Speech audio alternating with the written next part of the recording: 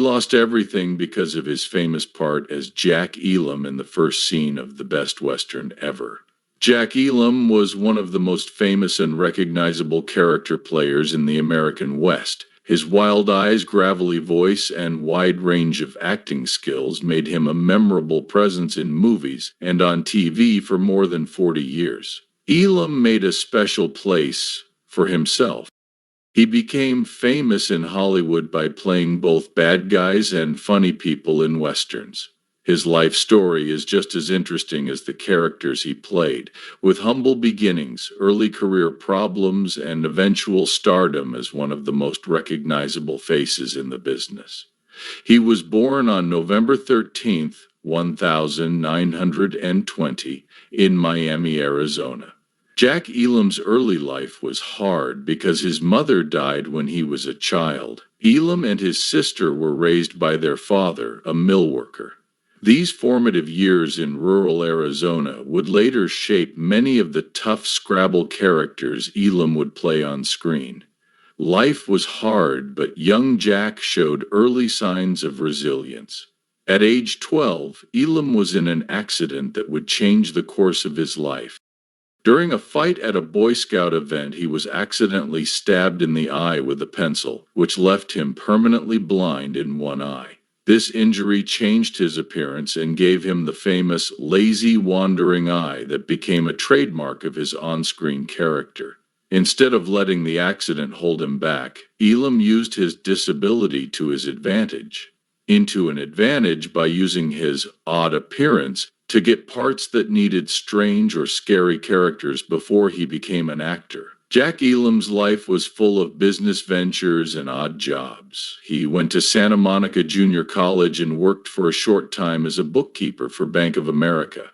His love of numbers led him to work as an accountant for movie companies and as an accounting manager at the Hollywood Park RCRGA. Elam got to know Hollywood insiders through his work. He met filmmakers and actors who sparked his interest in a career in the business. However, he didn't go straight from working behind the scenes to acting. Elam's way into Hollywood was unusual, and it happened because he was so bold. He reportedly walked into the office of film producer Samuel Goldwyn and demanded an acting job, using his unique look and rough charisma to his advantage. His persistence paid off when he was finally cast in a small role in 1949. She Should Have Said No, but it was the start of a long and successful career. Jack Elam was quickly picked to play a bad guy in Western movies. In the 1950s and 1960s. His unique looks made him a great choice for scary roles, and his ability to give intense, memorable performances helped solidify his place in Hollywood. His portrayals of outlaws, gunslingers, and sinister henchmen were always interesting, with Elam adding a mix of danger and dark humor to these roles. Elam's first memorable role was as a thug in High Noon, 1952, who waits in the train station for the arrival of notorious criminal Frank Miller.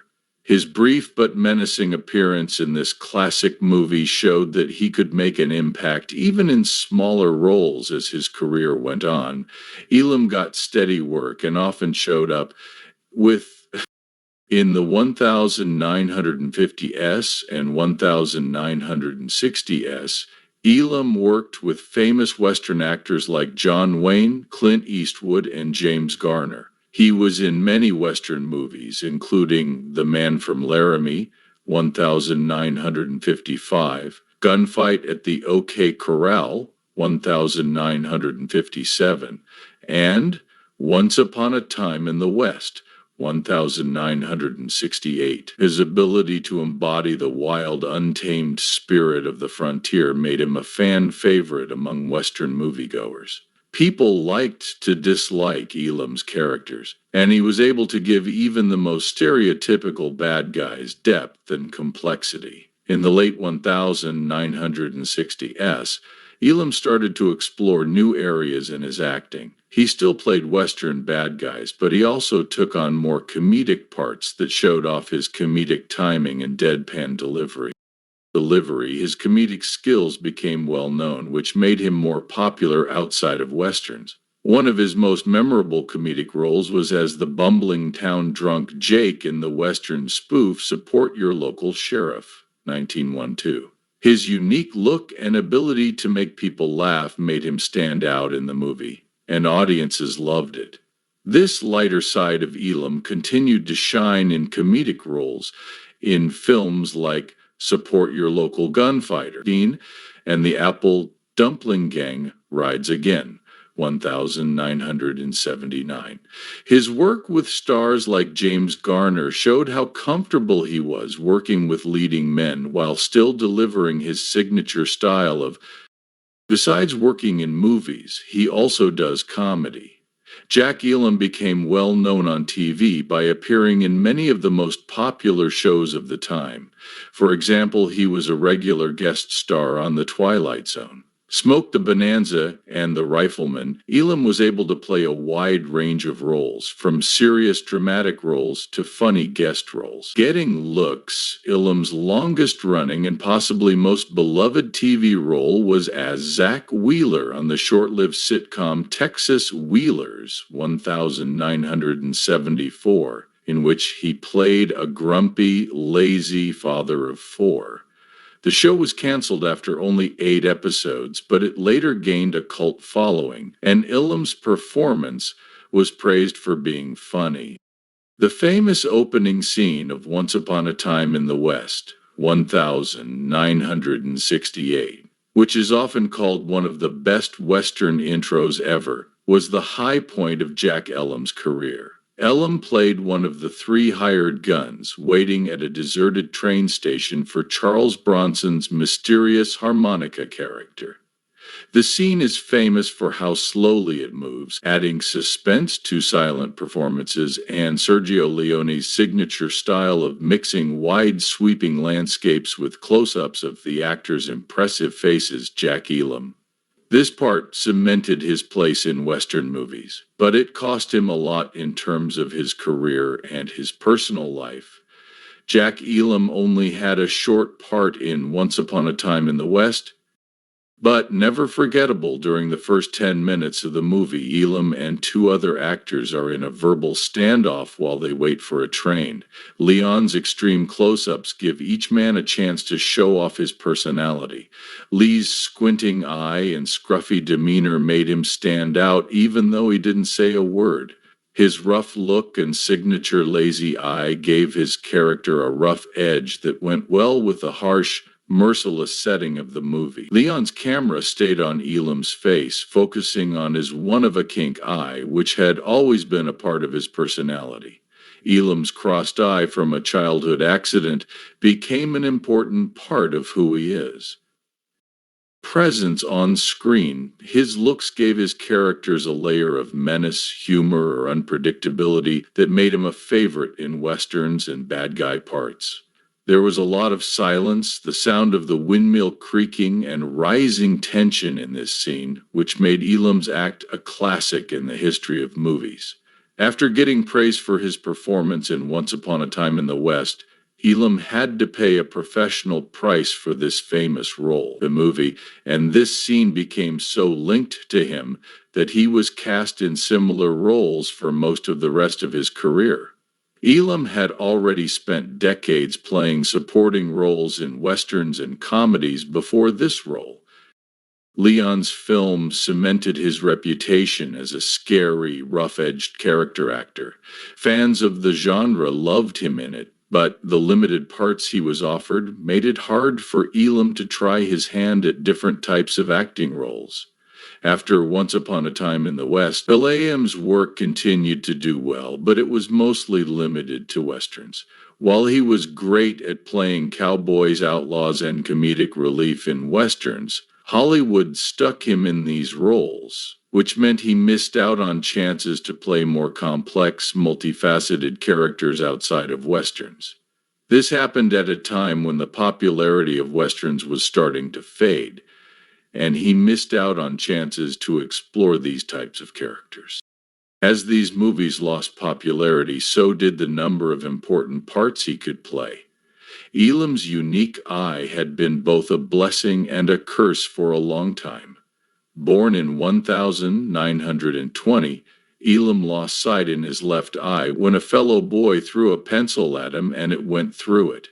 The injury left him with a permanently crossed eye and poor vision, but he used this to his advantage. For his acting career, Elam's unusual looks made him stand out in Hollywood and gave him an edge when it came to playing bad guys, henchmen, and colorful side characters. However, Elam often complained that his eye had become the most important part of his career, and that he was often cast in roles that relied on it.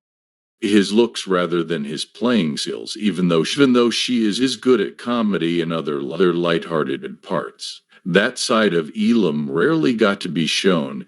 His eye became a visual shorthand for directors looking for a memorable, tough, or strange character, often at the cost of more subtle performances. Besides that, the focus on his rugged good looks and eye sometimes took away from how good of an actor he really was. Elam was known for his professional sense of humor and deep knowledge of the Western genre. He worked with famous directors like Sergio Leone and John Sturges, and his co-stars admired his ability to make characters memorable with little dialogue. Jack Elam's legacy in Hollywood is based more on how he looked than on his acting skills. He may have been typecast after Once Upon a Time in the West, but his performance in that movie made him a Western icon.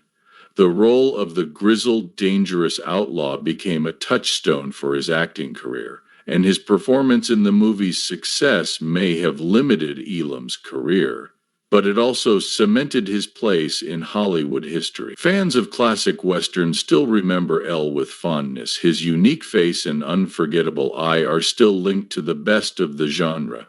He worked well into the 1980s, appearing in even though he was hired in comedies and westerns on TV and was having personal problems, he kept up the persona he had worked on for decades. Jack Elam loved being a Western icon because he knew that his contributions to the genre would be remembered long after he was no longer in movies. In the end, Jack Elam's part in Once Upon a Time in the West may have took away his chance to break free from typecasting, but it also gave him a way to live on in movies forever. The price he paid was high, but viewers could not deny the benefits of his lasting legacy. Because he played tough, wild-eyed characters, Jack Elam will always be remembered as an important figure in American culture. Movies. Elam died on October 20, 2003 at the age of 82. His death marked the end of an era for fans of classic westerns, but his legacy lives on through the many movies and TV shows in which he played more than one role. There was only one person like Jack Elam who could make any part, no matter how small, into something unforgettable. People both loved and feared his characters, and his contributions to American cinema are remembered with affection and respect. Jack Elam's career shows how important it is to keep going and be yourself in Hollywood. He never looked like a typical leading man, but that didn't matter. His rugged good looks and undeniable charm made him stand out. Talent helped him make a name for himself in the business. Elam's body of work spans decades, and his ability to change roles from bad guy to funny guy showed how versatile and adaptable he was. People who grew up watching westerns in the 1950s and 1960s will always associate Jack Elam with the rough, lawless world of the American frontier. But his comedy, especially later in his career, showed that he could entertain in new ways. Jack Elam's legacy will live on forever because of his lasting effect on film and TV, especially in the Western genre.